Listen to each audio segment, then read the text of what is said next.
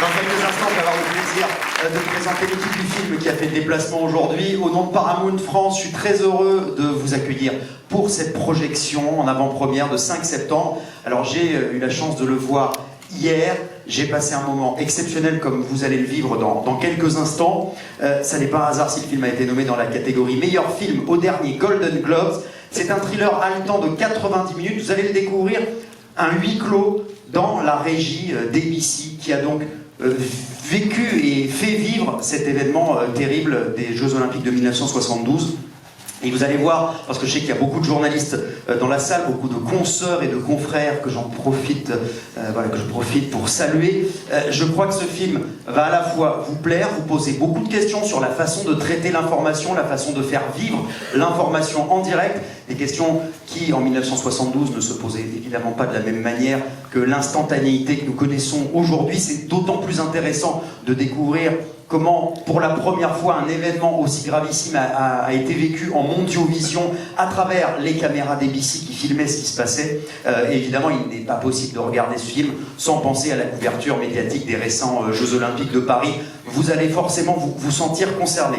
J'aimerais maintenant, s'il vous plaît, que vous réserviez un tonnerre d'applaudissements à l'équipe du film qui a fait le déplacement aujourd'hui, le réalisateur Tim Fehlbaum, son acteur principal, Magaro, ainsi que le régional de l'étape, Zinedine Soualem, qui est à l'affiche du film également, l'acteur français Zinedine Soualem. Avec vous.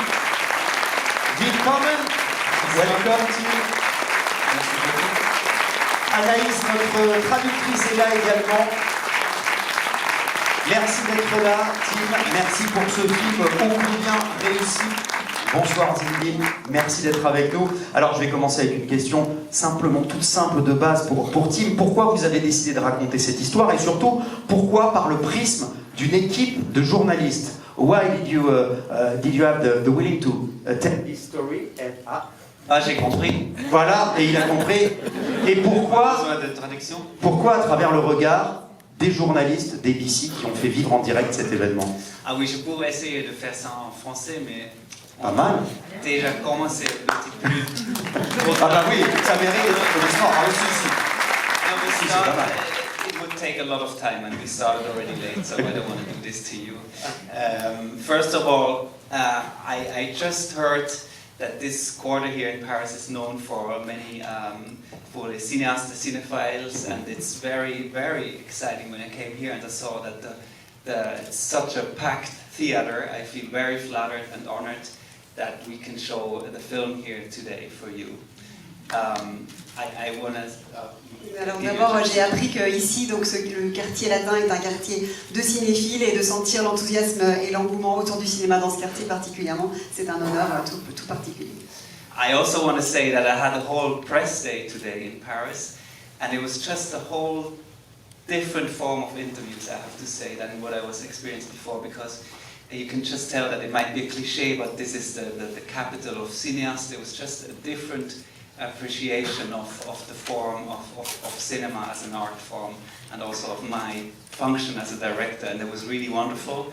And also, you could tell that this city has just experienced an Olympics, and has seen the complete media circus that comes with it. And of course, it seemed to have been another next level media coverage, and this was another turning point in media history, as you were about to see. Et je viens de faire une journée presse aujourd'hui et je dois dire que là encore, on sent qu'au niveau de la qualité des interviews, c'est différent de ce que j'ai l'habitude d'avoir. On sent qu'on est dans une capitale de cinéphiles et de cinéastes. Il y a une reconnaissance qui est vraiment différente du cinéma, qui est particulière, et aussi celle du rôle de réalisateur. Donc ça, c'est vraiment merveilleux. Et on sent aussi que cette ville vient de recevoir des Jeux Olympiques et elle a ce vécu de ce cirque médiatique qu'il y a autour des Olympiades, et qu'en plus, cette Olympiade de 2024, on a franchi un cap encore dans la couverture médiatique, et c'est aussi un cap qui avait été franchi dès en 72. Oui, c'est hyper intéressant, vous allez le voir, toute cette couverture médiatique. J'ai une petite question à poser à John également. On vous a vu dans beaucoup de films, beaucoup de séries également. Vous avez souvent fait les bons choix. Pourquoi vous avez eu envie de dire oui à ce projet? Why did you say yes to this movie? Thank you. I don't speak French, so sorry. But Thank you all for coming out tonight. It's really great to see a full theater. It's a rare thing nowadays. I said yes because Peter Sarsgaard was in it and Sean Penn was producing. No, but that was intriguing. But then I read the script and I saw a very unique perspective of the events in Munich in 1972, and I saw a really dynamic character in Geoff Mason who goes through quite a change in the 94 minutes of the story. I won't say too much about it, but you're about to witness it. Alors d'abord merci, c'est rare de voir une aussi belle salle de nos jours. Alors j'ai dit oui à ce projet pour plein de raisons, parce qu'il y avait Peter Sarsgaard dedans, parce que c'était produit par Sean Penn, et puis aussi pour cette histoire qui m'a beaucoup intriguée, et notamment de par son point de vue qui est unique, de cet événement de Munich, et ce personnage donc à travers lequel on va vivre l'histoire, cette transformation de ce personnage dans les 90 minutes que dans le film. Alors justement, j'ai une autre petite question pour John, another question for you. Le personnage est quelqu'un qui a vraiment existé, évidemment. Comment vous vous êtes préparé à ce rôle? How you prepare for this role? Because the character existed. Was it particular work? I mean, yes, the character that I played, Jeffrey Mason, he exists, he's still with us.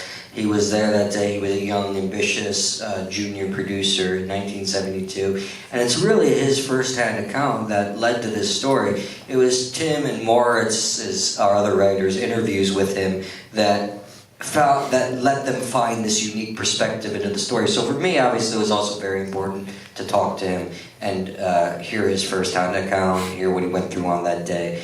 And then beyond that, I think Tim and I both understood that getting into actual sports control rooms was very important. So I spent about 2 months shadowing at CBS Sunday Football in the States and going to basketball games for ESPN in the States and sitting in trailers and learning the language of what it means to call a live broadcast.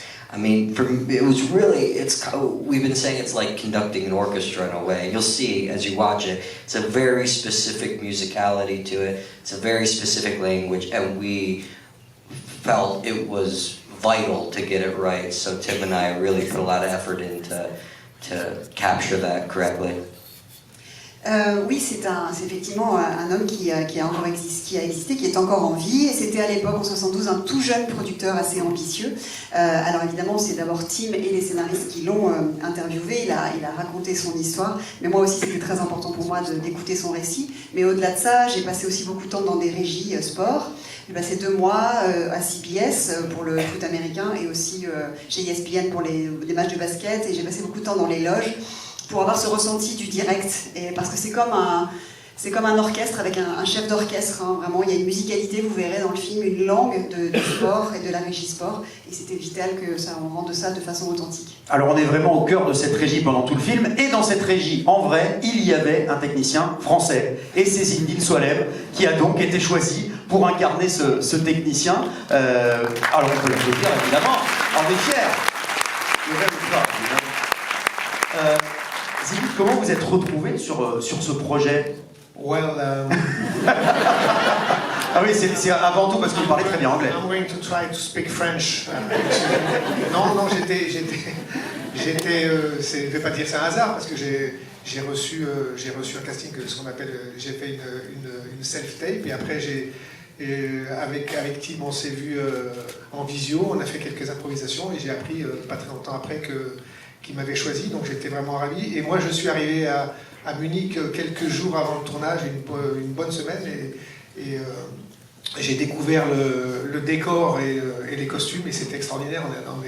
On a été plongé en 1972 dès les premiers instants du tournage. Oui, avec les bobines, etc. Voilà, on est dans une régie à l'ancienne. Hein. Toutes les machines étaient vraies, toutes les machines fonctionnaient, donc c'était enfin, moi je sais que mon personnage a existé, il s'appelle Jacques Légarde aussi, donc j'ai appris qu'il avait disparu il y a 12 ans, qu'il était mort il y a 12 ans, mais après moi je me suis basé sur le scénario de Tim que j'avais trouvé magnifique, et voilà, je suis vraiment très très fier de faire partie de cette distribution. Alors ce film, oui bien sûr, of course. It doesn't happen often, but I had a Zoom conversation with Zinedine, and it was like, afterwards, I hung up and I said, "This is the guy."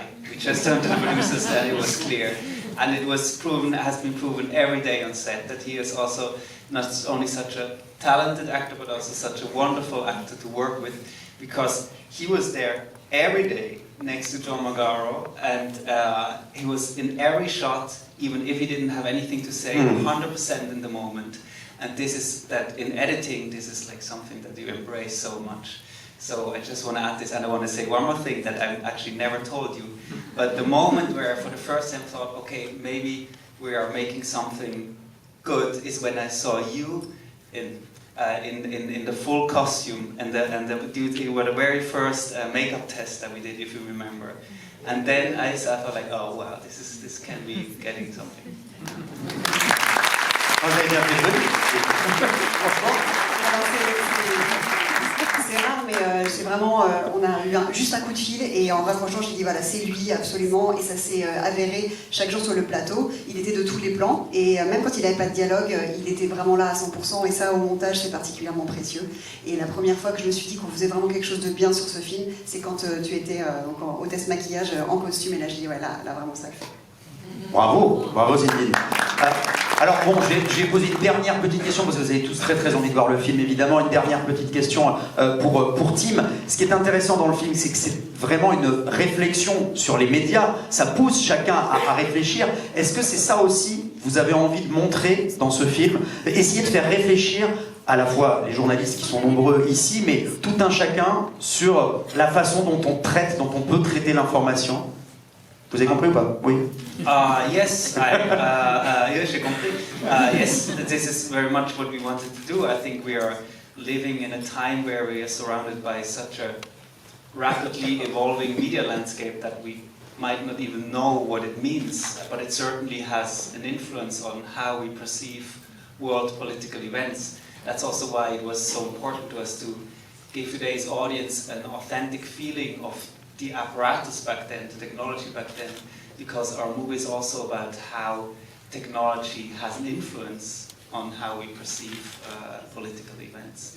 And we wanted to provide a way for the audience to engage with questions about how we consume media and the news today through that historical lens. So that was the whole idea of the movie. And also we tried to portray, it is also a movie about people in their work environment. And I recently had a screening where there was somebody who still worked at that time for Roone Arledge. She came afterwards up to me to the screening and said this movie for her felt like 90 minutes going back to work, and that was one of the best compliments I had so far. Alors oui, effectivement, on est aujourd'hui entouré d'un paysage médiatique qui évolue extrêmement vite, et on n'en a pas forcément conscience, mais ça influe sur notre perception des événements géopolitiques dans le monde. Et je voulais redonner ce ressenti authentique avec cette technologie analogique pour nous replonger dans l'époque, pour qu'on puisse aussi interroger avec le recul notre consommation avec cette perspective historique. Et c'est aussi un portrait de gens au travail, et un des plus beaux compliments que j'ai eu, c'est qu'une femme à la fin d'une projection qui avait travaillé dans une régie comme ça m'a dit que c'était vraiment 90 minutes de retour dans le temps, comme si elle était retournée au travail. J'aimerais qu'on applaudisse très fort Tim Fehlbaum, Magaro et Zinedine Soualem, et Anaïs également, qui a opéré la traduction de l'anglais. Je vais vous laisser maintenant découvrir ce film. C'est tout simple, vous déconnectez tout. Vous êtes en 1972, vous allez passer 1h30 au cœur de la régie d'ABC pendant ces Jeux Olympiques de 72. C'est parti, très bon film à tous.